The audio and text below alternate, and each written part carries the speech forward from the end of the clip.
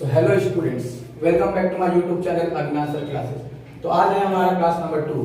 Class number 1 में हम लोगों ने डिस्कस किया था अकाउंटेंसी का क्वेश्चन पैटर्न और चैप्टर वाइज मार्क डिस्ट्रीब्यूशन के बारे में। जिसने फर्स्ट वीडियो नहीं देखा है वो आई बटन पर क्लिक कर सकता है या हमारे चैनल का डिस्क्रिप्शन पे उसको लिंक मिल जाएगा। तो आज हम क्लास नंबर 2 में बात करने वाले अपने फर्स्ट चैप्टर के बारे में, जो है profit and loss appropriation account. जैसा कि मैंने फर्स्ट वीडियो में बताया था कि इसमें से 4 मार्क्स का क्वेश्चन रहेगा प्रैक्टिकल में और बाकी एमसीक्यू और एसक्यूज रहेंगे। तो पहला टॉपिक के बारे में अगर हम लोग बात करें तो profit and loss appropriation account sums बनाने से पहले हम लोग को ये जानना जरूरी है कि profit and loss appropriation account होता क्या है। तो देखें, it is extension of profit and loss account. तो ये और कुछ नहीं, प्रॉफिट एंड लॉस अकाउंट का एक्सटेंशन, मतलब आगे का रूप या फिर बोल सकते हैं विस्तार रूप है, विच इज प्रिपेयर्ड। तो क्यों बनाया जाता है वो? टू डिस्ट्रीब्यूट प्रॉफिट और लॉस बिटवीन और अमाउंट द पार्टनर। तो इस अकाउंट को हम लोग इसलिए बनाते हैं ताकि जो प्रॉफिट हुआ है या जो लॉस हुआ है उसको हम लोग पार्टनर्स के बीच बांट सके। तो profit and loss appropriation account किस लिए बनाया जाता है? जिसमें हम लोग प्रॉफिट या लॉस को पार्टनर्स के बीच बांट सकते हैं। प्रॉफिट एंड लॉस अकाउंट में हमको सिर्फ इतना पता चलता है कि हमारे फर्म को इतना प्रॉफिट हुआ या इतना लॉस हुआ, लेकिन profit and loss appropriation account बनाने के बाद हम लोग उसी प्रॉफिट या लॉस को बांट सकते हैं किसके बीच? पार्टनर्स के बीच, कि किसको कितना हिस्सा मिलेगा। तो आई होप सबको समझ में आ गया हो कि हम लोग profit and loss appropriation account क्यों बनाते हैं, ताकि हम लोग प्रॉफिट या लॉस को पार्टनर्स के बीच डिस्ट्रीब्यूट कर सकें। तो अगर नेचर का बात करें हम profit and loss appropriation account का, तो वो नॉमिनल अकाउंट है। क्या है? नॉमिनल अकाउंट, जिसमें टू साइड में हम लोग एक्सपेंस लिखते हैं और बाई साइड में इनकम। नॉमिनल अकाउंट के बारे में सब जानता होगा, एक्सपेंसेस डेबिट होता है और इनकम जो होता है वो क्रेडिट होता है। तो profit and loss appropriation account profit and loss account की तरह कौन सा अकाउंट है?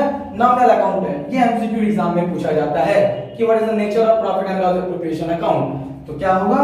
वो नॉमिनल अकाउंट है। फिर profit and loss appropriation account बनता कब है? तो profit and loss appropriation account बनता है after profit and loss. Profit and loss में जो प्रॉफिट या लॉस आता है उसके बाद हम लोग क्या और भी कुछ खर्च और इनकम जो होता है जिसको कंसीडर करते हैं, उसके बाद पार्टनर्स को प्रॉफिट डिस्ट्रीब्यूशन किया जाता है कि किसको कितना हिस्सा मिले। तो ये प्रॉफिट एंड लॉस अकाउंट के बाद बनता है, लेकिन बैलेंस शीट के पहले बनता है। तो सब सोचा है कि तो हम लोग profit and loss appropriation account बनाए नहीं थे, क्लास 11 हम लोग फाइनल अकाउंट पढ़ के आए हैं, तो वो सोल प्रोप्राइटरशिप होता था। आज हम लोग जो बात कर रहे हैं वो किसका बात कर रहे हैं? पार्टनरशिप फर्म का। पार्टनरशिप फर्म में पहले ट्रेडिंग बनता है, then profit and loss account बनता है, उसके बाद profit and loss appropriation account बनाया जाता है, देन उसके बाद बैलेंस शीट बनता है। तो profit and loss appropriation account कब बनता है? प्रॉफिट एंड लॉस अकाउंट के बाद और बैलेंस शीट के पहले। अब हम लोग बात करते हैं profit and loss appropriation account का फॉर्मेट के बारे में। तो सबसे पहले इन द बुक्स ऑफ लिख करके जो भी पार्टनर लोग रहेगा उसका नाम लिखा जाता है। उसके बाद profit and loss appropriation account for the year ended जो सम्स में मेंशन रहेगा। उसके बाद हम लोग का ये फॉर्मेट है जिसमें 2 कॉलम है, डिटेल्स और अमाउंट। यहाँ पे डिटेल्स और अमाउंट हम पर्टिकुलर में लिखेंगे। तो जैसा कि हम बताएं कि profit and loss appropriation account nominal account है, तो नॉमिनल अकाउंट में इस साइड हम लोग लिखते हैं जितना भी एक्सपेंस होता है और इस साइड हम लोग लिखते हैं जितना भी इनकम होता है। तो फॉर्मेट हम लोग को याद नहीं करना है, फॉर्मेट हम लोग को समझना है। समझने से ही मतलब क्या होगा, हमारा सम बनाने में कोई भी प्रॉब्लम नहीं होगा। क्लास 11 तक तो सब मजाक मस्ती करके पढ़ लेते हैं, लेकिन क्लास 12 अगर थोड़ा सा भी कोई सीरियस हो जाए तो आराम से 70-80 प्रोजेक्ट लेकर के अकाउंट्स में मार्क्स को पा सकता है। लेकिन वही क्लास 11 का तरह क्लास 12 में भी करने से वही बच्चा 50% का एवरेज में हो जाता है, उसके बाद उसको कोई कॉलेज में एडमिशन मिलना मुश्किल हो जाता है। तो इसलिए 11 में जो किया वो किया, 12 अब स्टार्ट हुआ है तो अभी सीरियस हो जाओ। तो वही जो मतलब जो चक्कर है बाबू सोना का, तो बाबू सोना छोड़ो और पढ़ाई से नाता जोड़ो, ठीक है।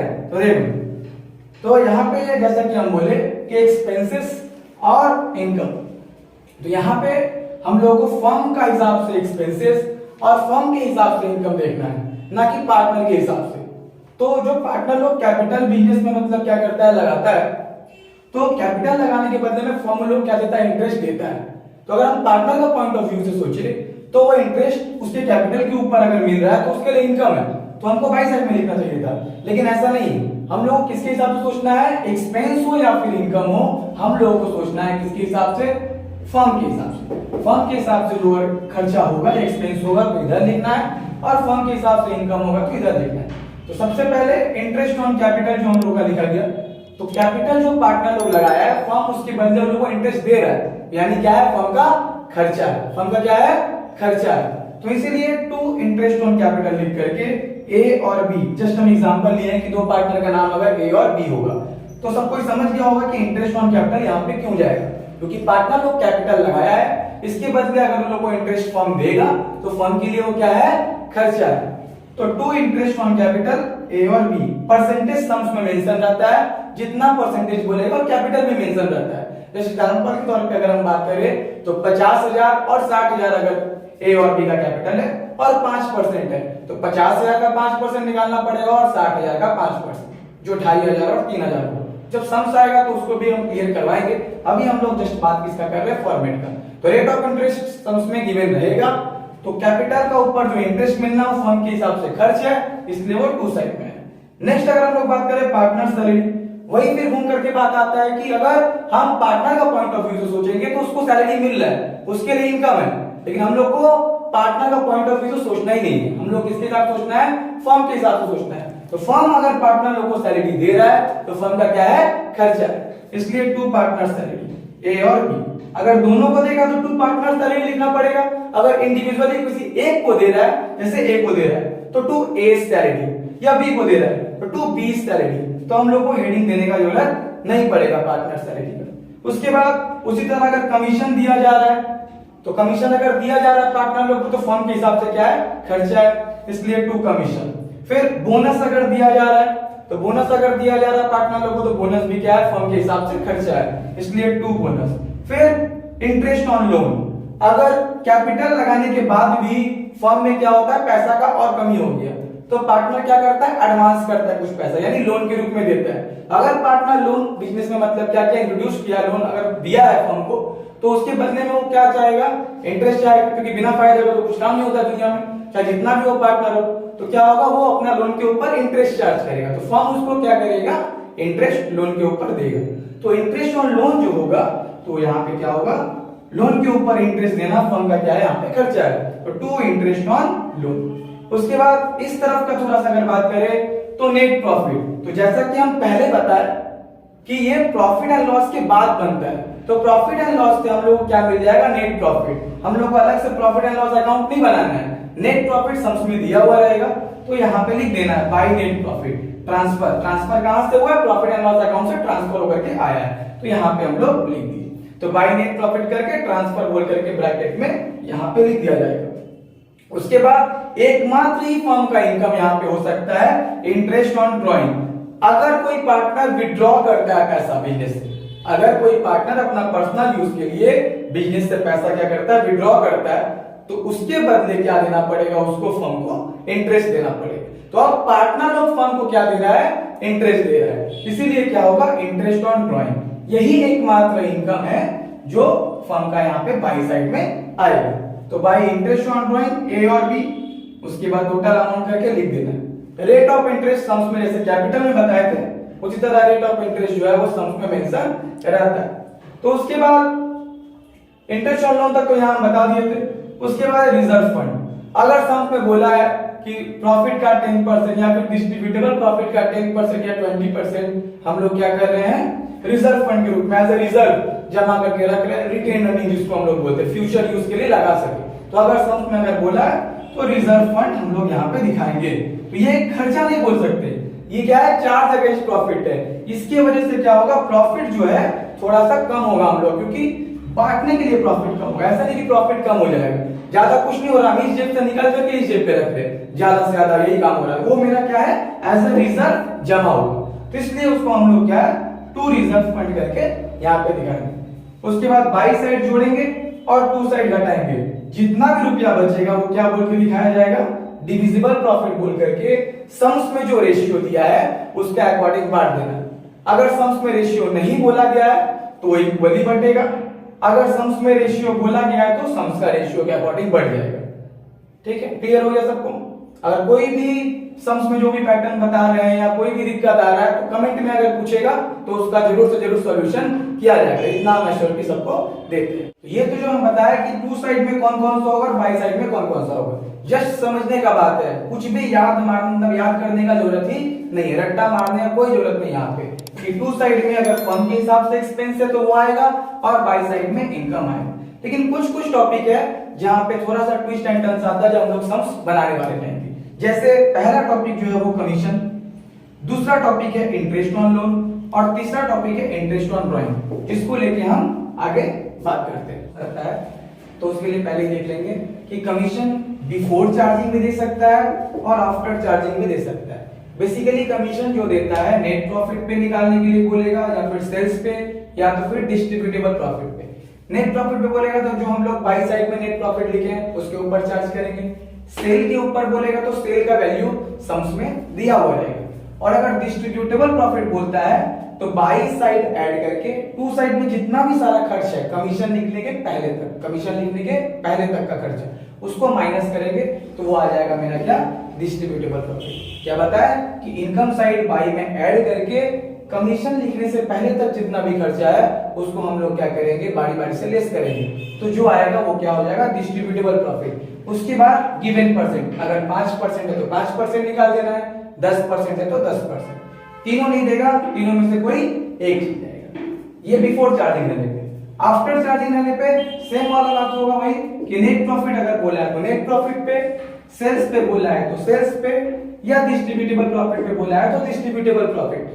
लेकिन यहाँ पे थोड़ा सा चेंजेस आएगा, given percentage divide by 100 plus given percentage. Just example के लिए अगर 10 बोला है तो हमको 10 बटे कितना करना पड़ेगा, 110। 10 जो बोला था यहाँ 10 हुआ, फिर 100 में वो 10 जुड़ जाएगा तो कितना हो जाएगा, 110। अगर 5 बोलेगा तो क्या हो जाएगा, 5 बाई 105। 8 बोलेगा तो क्या हो जाएगा, 8 बाई 108। तो ध्यान रखना है कि बिफोर चार्जिंग बोला गया है सम्स में ना आफ्टर चार्जिंग। अगर आफ्टर चार्जिंग बोलेगा तो ही ऐसे होगा, बिफोर चार्जिंग बोलेगा तो ऐसे। अगर कुछ भी नहीं बोला है, सिर्फ कमीशन लिखा है, तो हम लोग बिफोर चार्जिंग के हिसाब से ही सॉल्व करते हैं। तो ये रहा कमीशन का बात। उसके बाद इंटरेस्ट ऑन लोन, जैसे बोले थे हम कि लोन पार्टनर फर्म को देता है। अगर रेट ऑफ इंटरेस्ट सम्स में मेंशन ना किया जाए तो जैसा कि हम लिखे हैं, if rate of interest is not given in the sums then we will take 6% per annum interest. तो हम लोग कितना परसेंट अपने से चार्ज करते हैं, 6% पर एनम, पूरा साल भर का। अगर रेट ऑफ इंटरेस्ट सम्स में नहीं बोला रहेगा तो हम लोग लोन के ऊपर कितना परसेंट इंटरेस्ट चार्ज करेंगे, 6%। ये सिर्फ लोन में ही एप्लीकेबल होगा। अगर इंटरेस्ट ऑन कैपिटल नहीं दिया है तो इंटरेस्ट ऑन ड्राइंग अगर नहीं दिया है तो उसमें हम लोग अपने से 6% नहीं ले सकते। ये बात का ध्यान रखना सभी को, ये सिर्फ अप्लाई होगा किस पे, इंटरेस्ट ऑन लोन पे। और अगर नहीं दिया है तो 6%। ये नहीं कि सर बोले थे या भैया बोले थे कि 6% लेना तो 6%। अगर 9% सम्स में मेंशन किया है तो 9%। ये 6% हम कब के लिए बोले हैं, अगर सम्स में मेंशन नहीं हो तो हम लोग कितना परसेंट चार्ज करते हैं, 6%। तो आते हैं तीसरा टॉपिक पे अपना, जो है इंटरेस्ट ऑन ड्राइंग। तो इंटरेस्ट ऑन ड्राइंग का थोड़ा 4 केस है यहाँ पे कि इफ, ये केस जो है वो सबसे ज्यादा देता है कि if date of drawing is not given then we will charge interest on drawing on 6 months. अगर ड्राइंग दे दिया है लेकिन किस दिन ड्रॉ किया है, किस दिन विड्रॉ किया है पार्टनर लोग पैसा, वो सम्स में नहीं बताया गया है, तो हम लोग जो है वो इंटरेस्ट ऑन ड्राइंग कितना महीना पे चार्ज करेंगे, 6 मंथ्स पे। अगर डेट ऑफ ड्राइंग दिया हुआ है सम्स में, उसको मेंशन किया गया है, तो हम लोग देखेंगे कि ईयर एंड कब हो रहा है। ईयर एंड जब होगा तब तक काउंट करके हम लोग कर लेंगे। लेकिन सिर्फ अगर ड्राइंग का अमाउंट दे दिया है, डेट नहीं दिया हुआ है, तो हम लोग कितना मंथ पे चार्ज करते हैं इंटरेस्ट ऑन ड्राइंग, 6 मंथ्स पे। अगर ये वर्ड लिख दिया बिगिनिंग, तो देखेंगे बिगिनिंग ऑफ ईच मंथ बोला है ना ईच क्वार्टर बोला है। अगर बिगिनिंग ऑफ ईच मंथ बोला है तो 6.5 महीने के ऊपर 6.5 मंथ के ऊपर हम लोग क्या चार्ज करते हैं, इंटरेस्ट ऑन ड्राइंग। अगर बिगिनिंग ऑफ ईच क्वार्टर बोला है तो 7.5 मंथ पे यानी 7.5 मंथ पे हम लोग इंटरेस्ट ऑन ड्राइंग चार्ज करते हैं। वहीं अगर मिडिल ऑफ ईच मंथ या मिड ऑफ ईच मंथ बोला है तो 6 मंथ पे हम लोग इंटरेस्ट चार्ज करते हैं। मिड ऑफ ईच क्वार्टर बोलेगा तो भी 6 मंथ पे हम लोग चार्ज करेंगे। अगर एंड बोला गया है, एंड ऑफ ईच मंथ, तो 5.5 मंथ्स। अगर बोला गया एंड ऑफ ईच क्वार्टर तो कितना होगा, 4.5 मंथ्स। और एक बात का ध्यान रखना है, जब बिगिनिंग, मिडिल या एंड लिख के ईच मंथ लिखे तो जो भी ड्राइंग देगा उसको हम लोग किससे मल्टीप्लाई करना होगा, 12 से। देन उसका परसेंटेज, देन अगर बिगनिंग बोला है तो 6.5 महीना, मिडिल बोला है तो 6 महीना, एंड बोला है तो 5.5 महीना। हर टाइप का क्वेश्चन हम कराएंगे, जिससे सबका कोई भी डाउट होगा वो क्या हो जाएगा, क्लियर हो जाएगा। डाउट को रहने का जगह ही नहीं छोड़ना है। अगर आप लोग फॉलो करते रहेंगे चैनल को और जो भी वीडियो आएगा उसको आप लोग देखते रहेंगे तो कोई भी दिक्कत आप लोग को नहीं होने वाला है। अगर उसी तरह से क्वार्टर दिया है तो क्या होगा, हम लोग को पहले 4 से मल्टीप्लाई करना होगा। उसके बाद अगर बिगिनिंग बोलेगा तो 7.5 मंथ पे इंटरेस्ट निकलेगा, मिडिल बोलेगा तो 6 मंथ पे, एंड बोलेगा तो 4.5। आई होप जितना भी मतलब हम बताएं सबको समझ में आया। अगर कुछ भी चीज नहीं समझ में आया तो आप कमेंट करके हम लोग से जानकारी ले सकते हैं। तो वीडियो अगर अच्छा लगा हो तो उसको लाइक करें और चैनल को सब्सक्राइब करेगा और दोस्तों के साथ शेयर कीजिएगा। धन्यवाद, थैंक यू।